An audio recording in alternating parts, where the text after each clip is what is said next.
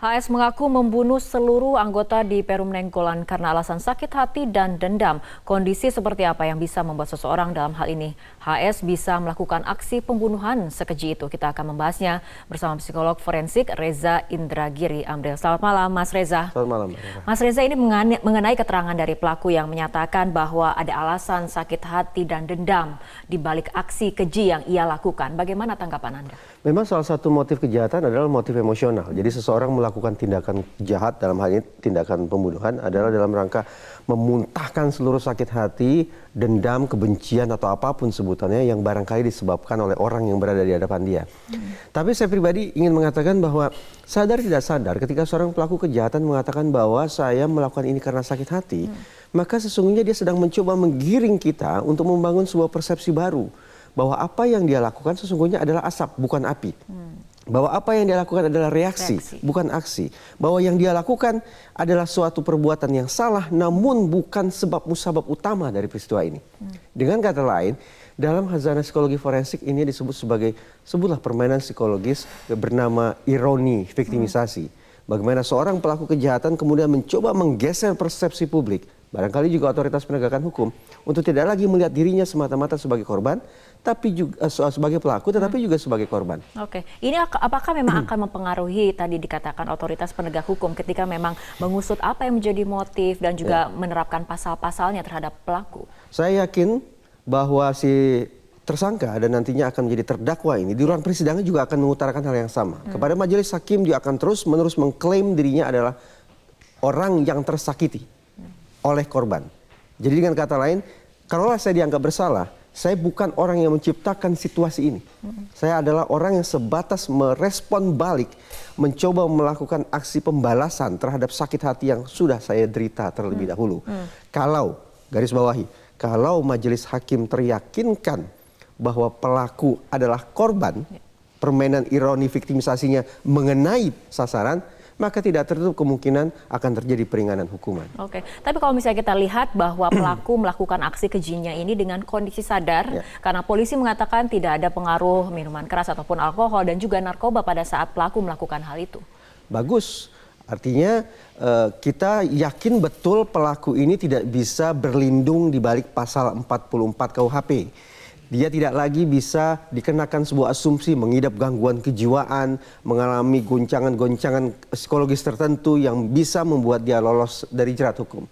Sebutan bahwa dia orang yang sadar melakukan perbuatan itu, tidak ada pengaruh narkoba ataupun faktor psikologis lainnya, sempurna. Sempurna dalam pengertian dia tidak akan bisa berlindung dari balik pasal 44 KUHP. Oke, tapi kalau misalnya kita membuat profil dari pelaku ini, ketika kemudian ini dilakukan sadar, ada hubungan kekerabatan dan dikatakan ini adalah sakit hati dan dendam, kan tidak semua orang kemudian memuntahkan kekesalan, kemudian berujung pada pembunuhan seperti itu. Tepat, memang pada akhirnya setiap manusia memiliki derajat toleransinya sendiri, memiliki kemampuan diri atau kemampuan kendali emosinya yang berbeda satu sama lain.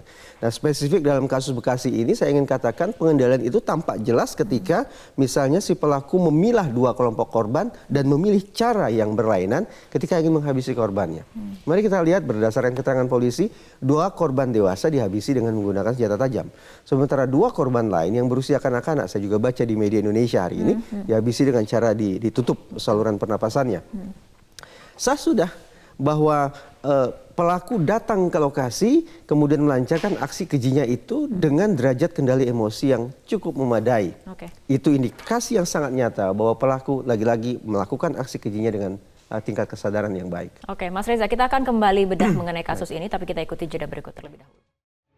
Pemirsa, kita akan lanjutkan kembali perbincangan masih bersama psikolog forensik Reza Indragiri Amril. Mas Reza, kalau misalnya kita lihat dari kronologi peristiwa bagaimana pelaku melakukan ini dengan sadar menurut polisi seperti itu dan tidak hanya menghabisi nyawa orang tua, anak-anak juga ikut menjadi korban. Pada saat kejadian disebutkan sempat terjadi komunikasi sebetulnya antara anak-anak korban dengan pelaku. Sempat mengatakan ada apa om seperti itu dan kemudian tetap saja pelaku menuntaskan aksinya dengan juga menghabisi mereka ataupun menutup saluran pernafasan mereka.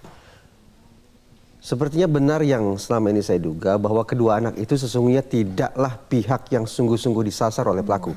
Pelaku datang ke rumah itu dan melakukan aksi kejam luar biasa semacam itu tidak untuk kedua anak itu. Bahwa kemudian kedua anak itu ikut dihabisi, ini yang disebut sebagai collateral damage. Barangkali ketika pelaku melancarkan aksinya terhadap 2 orang dewasa, anak-anak terjaga, pelaku langsung berpikiran bahwa 2 anak ini berpotensi menjadi saksi dan mempersulit diri saya. Karena berarti akan mempermudah saya untuk diringkus oleh otoritas penegakan hukum. Padahal kan mereka memiliki hubungan kekerabatan. Betul. Kan? Tapi apa boleh buat, dalam situasi segenting itu prinsipnya adalah siapa yang bisa selamat. Siapa yang yang harus menghabisi dan siapa yang harus dihabisi dan seterusnya. Nah, karena anak-anak dikhawatirkan berpotensi menjadi saksi, maka tak lain tak bukan langkah yang harus dilakukan oleh pelaku untuk membersihkan itu adalah dengan ikut menghabisi mereka. Collateral damage. Anak-anak yang tidak berdosa, tapi mereka kehilangan nyawa karena berada di waktu yang salah dan di tempat yang salah. Oke, dilihat kembali dari motif, apakah memang ini hanya sebatas motif dari emosional ketika ini berdasarkan dendam, sakit hati? Karena kalau misalnya kita lihat ternyata mobil korban juga sempat dibawa oleh pelaku seperti itu. Saya konsisten dengan apa yang saya utarakan di segmen sebelumnya, bahwa saya tidak suka dengan permainan psikologis ironi viktimisasi yang dilakukan oleh pelaku kejahatan. Menggeser persepsi kita agar melihat dia sebagai korban. Bahwa mobil dibawa oleh pelaku, menurut saya merupakan sebuah pintu masuk yang ideal untuk mengatakan bahwa orang ini datang ke lokasi bukan untuk melampiaskan dendam. Murni ini adalah aksi kejahatan yang bermula dari dia, bukan dari korban. Dia datang ke sana untuk mendapatkan harta, dalam hal ini adalah mobil. Dugaan itu masuk akal mengingat saya sempat berkomunikasi dengan Kabid Humas Polda Metro Jaya sekitar 3 hari lalu. Pak Kabid mengatakan bahwa salah satu profilnya orang ini, pelaku ini adalah pengangguran. Sudah tidak punya pekerjaan selama beberapa waktu. Klop sudah. Karena dia pengangguran, maka kebutuhan yang paling mendesak bagi dia, menurut saya bukan masalah bagaimana melampiaskan sakit hati. Tapi sebagai seorang pengangguran, kebutuhan yang paling mendesak adalah bagaimana mendapatkan manfaat finansial dengan cara yang sayangnya adalah cara-cara yang jahat. Menurut saya, dugaan bahwa pelaku melancarkan aksi jahatnya dengan motif instrumental itu akan sangat baik diterapkan guna memaksimalkan potensi hukuman bagi pelaku. Dilihat dari segi pandang psikologi forensik, apakah artinya pembunuhan ini memang sudah direncanakan atau kronologi awalnya adalah mengambil harta milik orang lain dan kemudian diakhiri pembunuhan karena kemudian ketahuan seperti itu atau kepergok atau seperti apa kalau dilihat dari pandangan Anda? Sungguh-sungguh sulit bagi tersangka nanti jadi terdakwa untuk berkelit dari dakwaan bahwa yang bersangkutan sudah berencana melakukan kejahatan. Kenapa? Karena dia menggunakan linggis. Kita bayangkan dia keluar dari rumah dengan membawa linggis, artinya dia sudah akan melakukan suatu tindak kekerasan. Tindakan kekerasan yang mana? Nah, itu yang akan diinvestigasi oleh polisi. Apakah sebatas menteror atau menakut-nakuti korban, ataukah untuk menganiaya korban, tapi sayangnya korban sampai meninggal dunia, atau sungguh-sungguh ingin menghabisi korban. Apapun itu, yang jelas keluar dari rumah dengan membawa linggis ke rumah korban adalah suatu pernyataan yang sangat lugas, ada sebuah perencanaan untuk melakukan kekerasan di situ. Dalam tahapan seperti psikologi forensik ini kan ada yang dinamakan criminal profiling dan juga psikologi otopsi. Ini bisa Anda jelaskan seperti apa susunannya, terutama ketika melihat kasus ini? Criminal profiling digunakan sebagai suatu cara untuk mempersempit kemungkinan siapa pelaku. Dari ratusan juta manusia, tidak mungkin menelisik satu persatu, tapi dibuatkan profilnya. Coba dipetakan, berdasarkan kasus-kasus sebelumnya, biasanya orang-orang yang melakukan pembunuhan semacam ini memiliki tipe kepribadian seperti apa, dengan pola perilaku seperti apa. Itulah yang namanya criminal profiling. Membuat sebuah potret psikologis dan perilaku tentang pelaku kejahatan. Namun ada kritik bahwa criminal profiling betapapun sangat asyik untuk diperbincangkan, namun dari segi manfaat tidak terlalu besar faedahnya. Kenapa? Akhirnya para ilmuwan bersepakat bahwa berbicara tentang perilaku, termasuk perilaku jahat manusia, ini tidak melulu bicara tentang kondisi dalam, tidak bicara tentang kepribadian dan otak ansih, tapi ada interaksi antara faktor dalam dengan faktor lingkungan.